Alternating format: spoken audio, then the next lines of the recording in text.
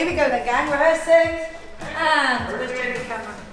Hello, my name is Ncuti Gatwa and I play Eric Kwabena Effiong on Sex Education on Netflix. Sex Education is a coming-of-age romantic comedy drama. So it covers quite a lot of genres, but it achieves in all of them. I'm John Jennings, the producer of Sex Education, Season 1 and currently Season 2. And action. It's a play! Don't let them breathe on you. Camera. What is going on? My job is to help get the show shot, completed and put on the telly. Work very closely with our directors and our executive producers and our writers and our very talented team of art department, our designers, costume, makeup, bringing everyone together to make our world, which hopefully the world love, which they seem to be.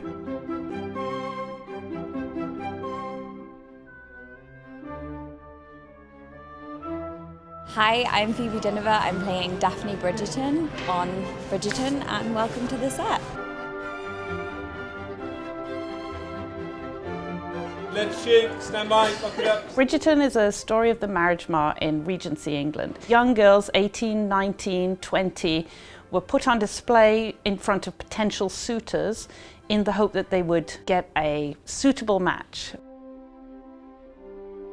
Hi, I'm Julianne Robinson. I'm director of Block 1 and also an executive producer. Action. So we find the young ladies of Bridgerton attempting to find a match, some with success, some without success. Some of them are railing against having to be put on the marriage mart. Why must our only options be to squawk and settle or to never leave the nest? What if I want to fly? Hello, my name is CLAUDIA JESSIE and I play Eloise Bridgerton, who is the 5th child. She's sort of the more explicit feminist narrative through the story. You know who is flying? Lady Whistledown. She is up in the sky, a brilliant woman of business who falls the entire ton whilst pocketing their money. Imagine the life she must lead. Everyone has their feminist angle in the story, but Eloise is probably... It's undeniable with Eloise. How did she become a child if she's not married? I do not know. I will find out. You must. Otherwise, how can we make sure it never happens to us? We have accomplishments to acquire. Here's my best friend. Don't pan the camera on this. It's too sexy. Thank you. This is Greg Davies. I am. This is Alex Horn. Yeah, he is the Taskmaster and the host of the show, and I'm his assistant, his lovely assistant. And Alex is also the creator of Taskmaster, but we don't mention that. I've had it in my contract that we don't mention. No, I'm fine with that. I'm the Taskmaster. It's all my idea. The story is that my former colleague Tim Key won the Perrier in Edinburgh one year, and I was very jealous. I didn't go because I had a child, which isn't as good as winning the Perrier. So I came up with my own awards scheme the next year, which was Taskmaster. So I set 20 comedians a task once a month over a year for a laugh, and they completed the task and I judged it. And it wasn't meant to be a telly idea, it was a bit of fun. And then I did it again and it became more fun, and someone at Avalon said, well, maybe that could work on telly. I made a film with Alex called Cricket on Horseback and Other Forgotten Sports for BBC 4 8 years ago, and it had a sort of tone that's been borne out in Taskmaster itself, but the idea was kicking around and we developed it into an idea.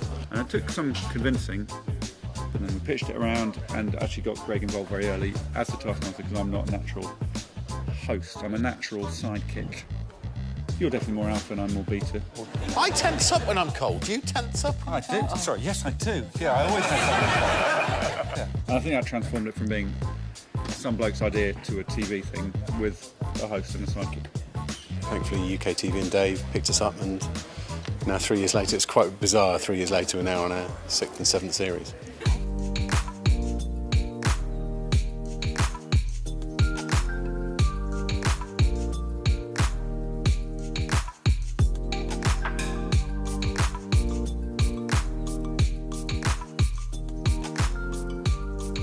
series is about a character called Sam, played by Sheridan Smith, who is a mum of 2 girls who's going through a breakup with her partner. She is a gambling addict, so an online gambling addict, and she is also a cleaner in one of the offices in Canary Wharf. She cleans on a trading floor in Canary Wharf. And she, one night while at work, discovers that there's some insider trading going on in the office, and she uses her invisibility of a cleaner to start insider trading herself. And she sort of transfers the gambling to insider trading. This project is quite an unusual project because it's written by a writer that's never had anything made before. It's a brand new writer called Mark Marlowe, which is, you know, very rare in this day and age to have someone so new write something, you know, for an ITV1 show. For this one, you follow the hand, stick to that again, and then you lift that one up. Okay, thank you. Here we go. I met Mark Marlowe about 3-4 years ago with the intention of developing a feature film together, and we never found a project that quite clicked at that time. But what we did do was talk a lot about ideas that felt that they needed more time to breathe on screen. And Mark's quite a prolific writer, and he came up with this idea one day, pitched it to me, and then about 3 weeks later he'd got a script. And they brought it to Jane Featherstone. She developed the script a little bit more and then took it to ITV, and ITV sort of loved it straight away. Mark's written a very relatable character, and I think Jane, as well as myself, really connected with Sam, the character he's written. And that's kind of what pulled us all into this incredible project, really.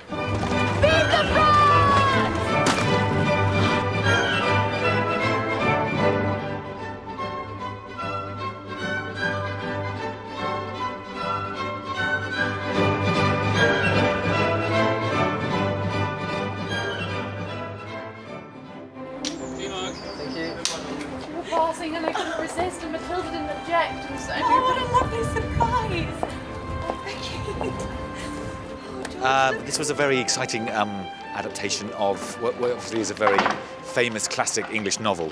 So it was a great thrill after doing it at English A-level to kind of revisit the book and read this wonderful new adaptation that Gwyneth Hughes has put together.